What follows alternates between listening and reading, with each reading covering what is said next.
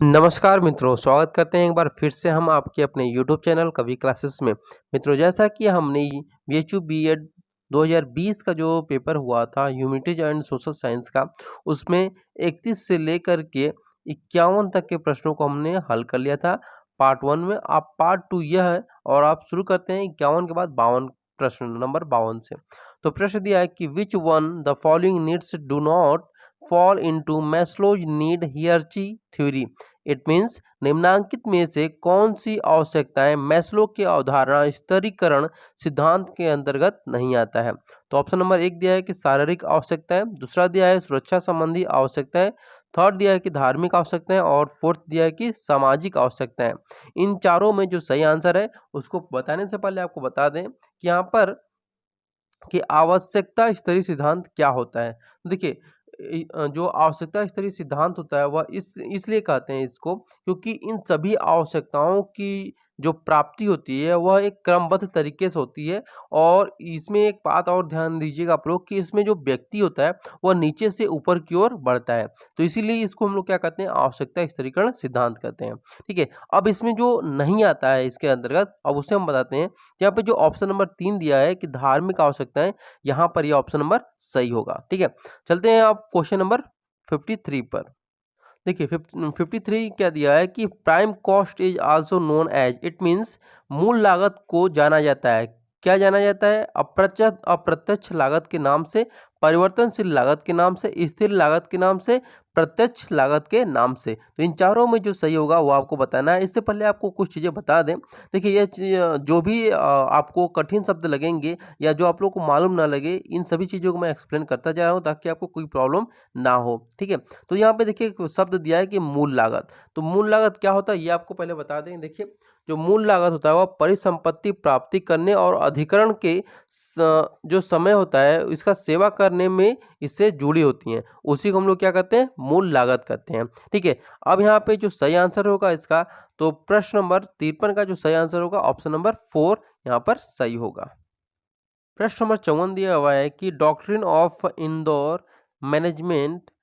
Indoor management is related to, यानी आंतरिक प्रबंधन का सिद्धांत किससे संबंधित है। ऑप्शन नंबर 1 दिया है कि पार्षद सीमा नियम से, पार्षद अंतर नियम से, प्राविवरण से, या तीनों में से कोई नहीं। तो यहाँ देखिए, प्राविवरण का मतलब होता है, जो इंग्लिश में आप लोग अच्छे समझेंगे, प्रोस्पेक्टस। ठीक है, और पार्षद अंतर नियम का मतलब होता है कि आर्टिकल्स ऑफ एसोसिएशन। तो यहाँ पे जो सही आंसर होगा आपका ऑप्शन नंबर 2 यहाँ पर सही होगा। ठीक है, प्रश्न नंबर, अब यहाँ से देखिए जो आपका क्वेश्चन शुरू होगा वह होगा आपका होम साइंस से संबंधित। ठीक है, दिया है कि anaemia caused by vitamin B12 deficiency is, यानी विटामिन B12 की कमी से होने वाली अनीमिया को क्या कहते हैं। यहाँ पे ऑप्शन नंबर 1 दिया है कि मेगालोब्लास्टिक एनीमिया, या परनीसियस अनीमिया, सिकल अनीमिया, या फिर तीनों में सभी। तो यहाँ पे देखिए जो सही आपका आंसर होगा वह होगा आपका ऑप्शन नंबर 2 सही होगा। ठीक है, इसी प्रकार प्रश्न नंबर 56 दिया है कि स्कर्वी निम्न की कमी से होता है, किसी कमी से, vitamin A, vitamin B12, vitamin C, vitamin D. तो यहाँ पे सही आंसर होगा विटामिन सी की कमी से होता है। प्रश्न नंबर 57 दिया है कि भारतवर्ष में होने वाली सामान्य पोषण संबंधित समस्याएं किससे संबंधित है। रिकेट से संबंधित है, मेरेस्मस से संबंधित है, बिटोट्स स्पॉट से संबंधित है, या फिर अनीमिया से संबंधित है। तो यहाँ पे जो सही आंसर होगा वह होगा आपका ऑप्शन नंबर 4, यानी अनीमिया से संबंधित है। देखिए, आयरन की कमी से क्या होता है, हीमोग्लोबिन कम हो जाता है, और हीमोग्लोबिन जब कम होता है तो क्या होता है कि शरीर में ऑक्सीजन की कमी होने लगती है। और अगर ऑक्सीजन कमी होती है तो उससे क्या होता है कि हमारे शरीर में थकान होने लगती है, कमजोरी होने लगती है, और यही जो क्रिया होती है ना, इसी को हम लोग अनीमिया कहते हैं। प्रश्न नंबर 58 दिया हुआ है कि बीएमआर निम्न स्थिति में बढ़ता है, किस स्थिति में बढ़ता है। तो डिजीज यानी बीमारी की स्थिति में, प्रेगनेंसी यानी गर्भावस्था की स्थिति में, या लैक्टेशन दुग्धपान की स्थिति में, या फिर एक्सरसाइज यानी व्यायाम करने की स्थिति में। तो यहाँ पे जो सही आंसर होगा वह कौन सा होगा ये आपको बताना है।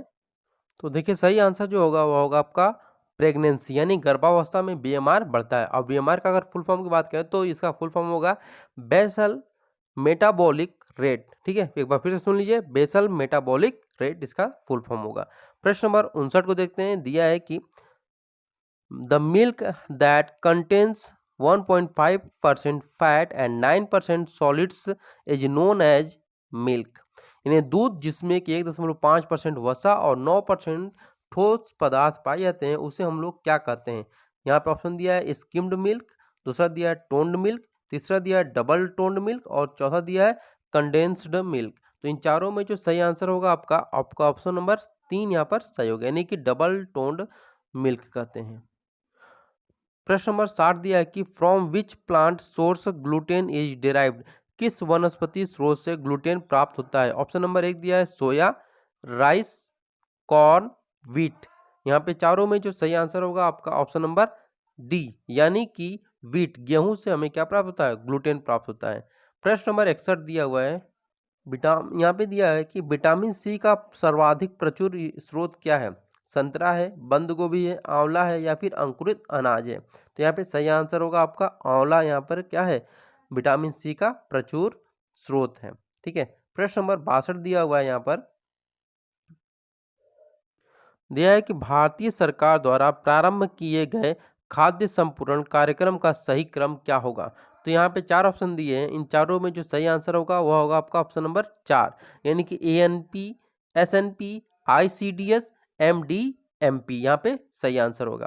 प्रश्न नंबर 63 पे चलते हैं कि दिया है कि डायबिटीज मेलिटस रोग के लक्षण कौन कौन से हैं। तो यहाँ पे ऑप्शन जो दिया है इसमें आपको बताना है कि पहला दिया है कि बहुमूत्रता यानी कि पोलियूरिया, और दूसरा दिया है हाइपोग्लिसीमिया यानी रक्त अल्प शर्करा, चौथा दिया है ग्लाइकोसूरिया और चौथा दिया है कि पॉलीफेबिया यानी कि पॉलीफेजिया, पांचवा दिया है कि एडीमिया, और छठा जो दिया है ऑप्शन वह दिया है कि स्वाद तीक्ष्णता यानी कि टेस्ट एक्विटी। और यहाँ पे इसके लिए आपको बताना है इन चारों में कि कौन सा ऑप्शन सही है, ACD, DBC या फिर FDC या फिर BDE। तो इनमें जो सही आंसर होगा वह होगा ऑप्शन नंबर A सही है। ठीक है। प्रश्न नंबर 64 पर देखते हैं।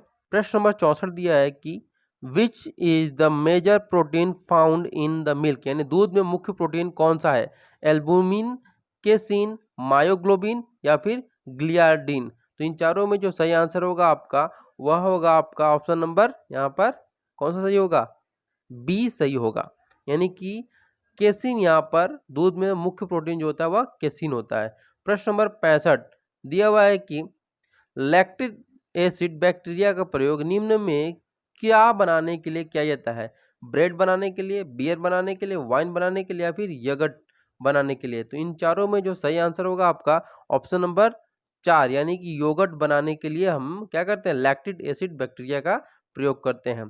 प्रश्न नंबर 66 दिया है कि सातवाहन वंश का 23वां शासक कौन था। तो 4 ऑप्शन दिया है, कुंतल, सातकर्णी, गौतमी पुत्र, पुलमावी या फिर यज्ञश्री सितकर्णी। तो इन चारों के लिए जो सही आंसर होगा वह होगा आपका ऑप्शन नंबर बी, यानी कि गौतमी पुत्र सातवाहन वंश का 23वां शासक था। प्रश्न नंबर 67 दिया है कि who promulgated the Chalukya Samvat at the time of his coronation, यानी कि अपने राज्यरोहण के समय किसने चालुक्य संवत चलाया। पहला दिया है कि तैलप द्वितीय ने, दूसरा दिया है सोमेश्वर प्रथम ने, तीसरा दिया है सोमेश्वर तृतीय ने और चौथा दिया है विक्रमादित्य चतुर्थ ने। तो इन चारों के लिए जो सही आंसर होगा वह होगा आपका ऑप्शन नंबर 4, यानी कि विक्रम चतुर्थ ने चलाया था। प्रश्न नंबर 68 दिया है कि जात पात पूछे न कोई, हर हर को भजे सो हर का होई, यह कथन किसका है, यानी जात पात पूछे न कोई, हर को भजे सो हर को होई, यह कथन किसका है। तो यहाँ पे जो सही आंसर होगा ऑप्शन नंबर ए, यानी कि रामानंद यहाँ पर सही आंसर होंगे। प्रश्न नंबर 69 दिया है कि the name of the founder of Calcutta medical college was, यानी कलकत्ता मेडिकल कॉलेज के संस्थापक का नाम क्या था, Warren Hasting, Wellesley, William Bentinck, Lord Hasting. तो इन चारों में जो सही आंसर है वह होगा ऑप्शन नंबर सी, यानी विलियम बेंटिंग। विलियम बेंटिंग ने 28 जनवरी 1835 को इसकी स्थापना की थी। कब की थी, 1835 ईस्वी में। ठीक है। प्रश्न नंबर 70 पे देखते हैं कि दिया है कि who is called the Martin Luther of Hindu धर्म, यानी हिंदू धर्म का मार्टिन लूथर किसे कहा जाता है। तो यहाँ पे 4 ऑप्शन दिए हैं, स्वामी विवेकानंद, पंडित मदन मोहन मालवीय, स्वामी श्रद्धानंद और चौथा दिया है स्वामी दयानंद सरस्वती। तो इन चारों में जो सही आंसर होगा ऑप्शन नंबर 4 यहाँ पर सही है, यानी कि स्वामी दयानंद सरस्वती को हिंदू धर्म का मार्टिन लूथर कहा जाता है। प्रश्न नंबर 71 दिया है कि the Wardha plan of Gandhi ji was related to, यानी वर्धा योजना जो है गांधी जी की, वो किससे संबंधित है? सत्याग्रह से, एजुकेशन से, कुटीर उद्योग से या फिर सांप्रदायिक सौहार्द से? तो यहाँ पे देखिए बता दें कि जो वर्धा योजना है उसको अन्य नामों से भी जाना जाता है। तो अन्य नामों अगर बात करें तो नई तालीम है, बुनियादी तालीम या बेसिक शिक्षा भी कह सकते हैं। तो इसका जो सही आंसर होगा वो होगा शिक्षा से होगा। प्रश्न नंबर 72 दिया है कि who is addressed as the father of Indian unrest, यानी भारतीय असंतोष का जनक किसे कहा जाता है? गांधी जी को, लाला लाजपत राय को, बाल गंगाधर तिलक को, सुभाष चंद्र बोस को? तो यहाँ पे सही आंसर होगा आपका 72 का ऑप्शन नंबर सी, यानी कि ये सही होगा। प्रश्न नंबर 73 दिया है कि सूर्यास्त कानून का संबंध किससे है? भूमि राजस्व से, देशद्रोह की गतिविधियों से, अदालत से या फिर व्यापार से? तो सही आंसर होगा आपका ऑप्शन नंबर ए, यानी कि भूमि राजस्व से। अगर बात करें जो सूर्यास्त कानून था वह क्या था, तो देखिए 1794 में, ठीक है, 1700, यहाँ पे आपको बता दें कि 1794 ईस्वी में क्या हुआ था कि यह लाया गया था कानून, और इसके अनुसार अगर एक निश्चित तिथि को सूर्यास्त होने तक जमींदार जिला कलेक्टर के पास भू राजस्व का की जो रकम है वो अगर नहीं जमा करता है तो पूरी की पूरी जमींदारी उसकी नीलाम हो जाती थी। बर्नियर नामक यात्री का संबंध किससे था? पर्सिया से था, इटली से, फ्रांस से या फिर सीरिया से? तो सही आंसर होगा आपका फ्रांस से इसका संबंध था। प्रश्न नंबर 75 दिया है कि किसका नाम महाद्वीपीय व्यवसाय से जुड़ा हुआ है?